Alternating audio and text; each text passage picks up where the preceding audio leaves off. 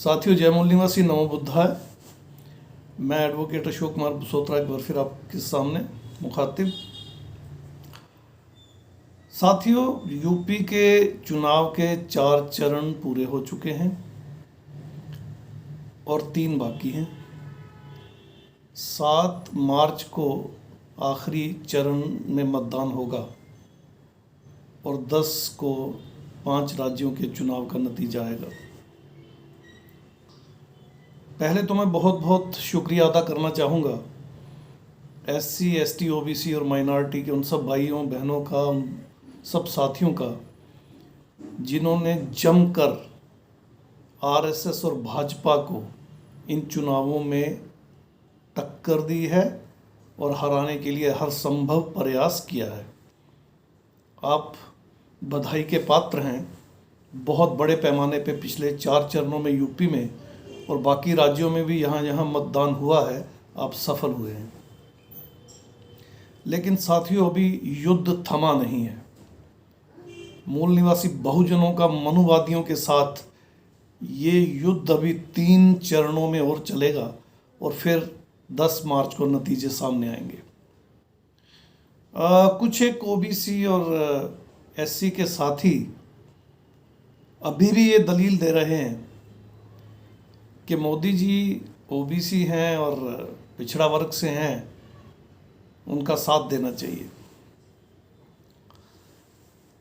पिछले यूपी के चुनाव में OBC का चेहरा दिखाकर चुनाव जीतने के बाद एक बहुत बड़े मनुवादी ढोंगी को मुख्यमंत्री की कुर्सी पे बिठा दिया था, जिसने कि एक पिछड़े मुख्यमंत्री के जाने के बाद उसकी कुर्सी तक धुलवाई थी। अब अगर मोदी जी OBC थे तो इस पर वो कुछ बोले क्यों नहीं, और ऐसे ढोंगी मुख्यमंत्री को उन्होंने क्यों बनाया जिसने इस तरह की मनुस्मृति वाली मनुवादी हरकत की।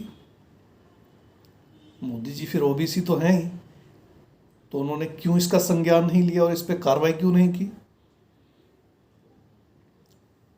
अगर मोदी जी इतने ही बड़े OBC हैं तो पूरे भारत में OBC जो है जाति आधारित जनगणना की मांग कर रहा है, कास्ट बेस्ड सेंसस की मांग कर रहा है।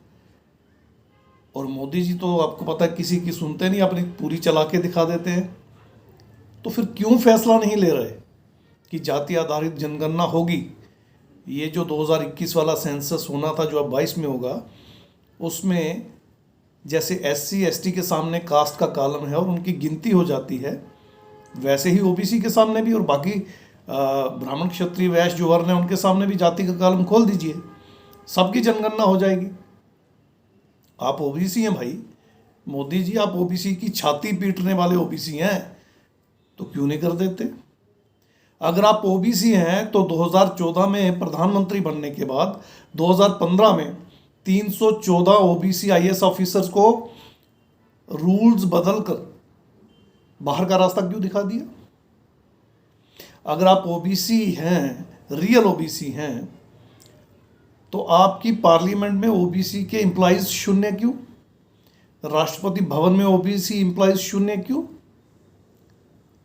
यूनिवर्सिटी में वाइस चांसलर कितने OBC हैं, प्रोफेसर, असिस्टेंट प्रोफेसर कितने OBC हैं। साथियों, एक बार फिर आपको चेता रहा हूं, अगर गलती से भाजपा यूपी में वापस आ गई तो हम सेमीफाइनल हार जाएंगे और इसका खामियाजा हमारे पूरे मूल निवासी बहुजन समाज को भुगतना होगा। हमारे मुस्लिम, सिख और क्रिश्चियन भाइयों पे तो हमले होंगे ही, उनकी बच्चियों के साथ जातियां होंगी ही, मगर OBC और SC के साथ जो होगा वो आप सोच नहीं सकते। मोदी जी OBC हैं और 27% पूरे भारत में आज तक लागू नहीं हो पाया। मैं जम्मू कश्मीर में रहता हूँ। यहाँ पर 5 अगस्त 2019 में धारा 370 और 35 से जब हटाई तो सारे कानून यहाँ के और यहाँ का संविधान रद्द कर दिया गया। क्या आप जानते हैं रिजर्वेशन एक्ट और रिजर्वेशन रूल्स जो 2004 और 2005 में बने थे, जिनमें ओबीसी को मात्र 2% आरक्षण मिला हुआ है, वो वैसे के वैसे रखे गए ताकि ओबीसी को 2 से ज़्यादा आरक्षण, 2% से ज़्यादा ना मिले। और एससी को यहाँ पर 8% मिला हुआ है, वो भी बढ़ ना जाए।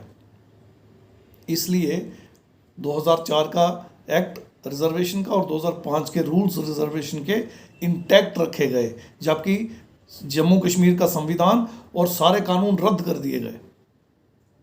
कुछ समझे? मध्य प्रदेश में भी ओबीसी को 27 नहीं मिल रहा। 27% के लिए आज भी वहाँ युद्ध स्तर पर बहुत बड़ा एक एजिटेशन, एक संघर्ष चल रहा है। छत्तीसगढ़ में मुख्यमंत्री ने दिया तो मनुवादियों जजों के पास केस लगाकर उसको रोक दिया। बिहार में भी पूरा नहीं मिल रहा, यूपी में भी नहीं मिल रहा। और एससी की रिजर्वेशन और रिजर्वेशन प्रमोशन का जो हाल हुआ वो तो आपको पता ही है। दूसरी तरफ जिन मनुवादियों की जनसंख्या पूरे भारत में 6 से 7% भी नहीं है, उन्होंने 10% EWS अपने फेवर में लागू करवा लिया और वो सब जगह लग रहा है। मोदी जी ओबीसी हैं। अबे चौथी फेल ओबीसी, जिसको ना अता ना पता, देश का प्रधानमंत्री बन के पूरे ओबीसी की वाट लगाने पे लगा हुआ है। और गृह मंत्री भी अनपढ़ है, वो भी लगा हुआ है। और मोहन भागवत के तो क्या कहने। गुरमीत राम रहीम को 2 रेप केसेस में कन्विक्शन हो चुकी है, सजा हो चुकी है। मर्डर केस में वो इन्वॉल्व हैं, उस पर उनको ट्रायल चल रहा है। उसके बाद 400 लोगों को कैस्ट्रेशन का जो मामला है उस पर उनका ट्रायल चल रहा है। ऐसे व्यक्ति को इलेक्शन जीतने के लिए पैरोल पे बाहर लाना और Z+ सिक्योरिटी देना, ये होता है ओबीसी का करैक्टर। ये होता है प्रधानमंत्री और गृह मंत्री का करैक्टर। टैनी के बेटे जिन्होंने किसानों को लखीमपुर खीरी में अपनी गाड़ी के नीचे रौंद कर मार दिया था, उसकी भी जमानत हो गई। तो योगी सरकार के प्रोसिक्यूशन विंग क्या कर रहे थे और कितना कमज़ोर केस बनाया वो।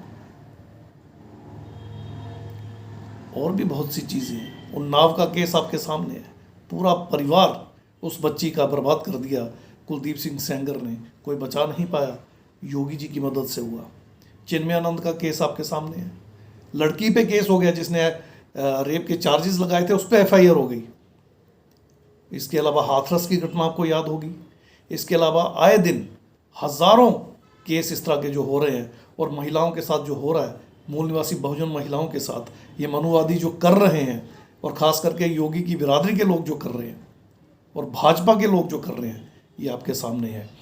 इसके बावजूद अगर सेमीफाइनल हम हार गए, अगर इन 5 राज्यों में भाजपा बुरी तरह से निस्तो नाबूद ना हुई, खास करके यूपी में पूरी तरह से बर्बाद ना हुई, तो SC ST OBC और माइनॉरिटी के जो लोग हैं, मुस्लिम से क्रिश्चियन, ये याद रखें, अब के आपका बहुत बुरा हाल होने वाला है। कोई बचाने नहीं आएगा। खुद को बचाना है तो हिम्मत करें।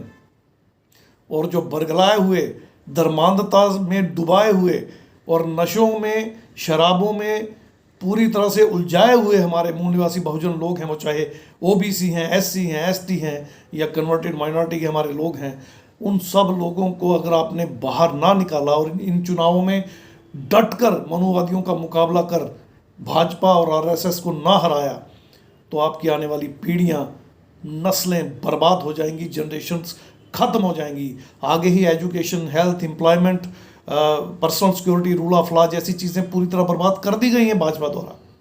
अब और इंतज़ार मत कीजिए, वरना आप पूरी तरह से बर्बाद हो जाएंगे।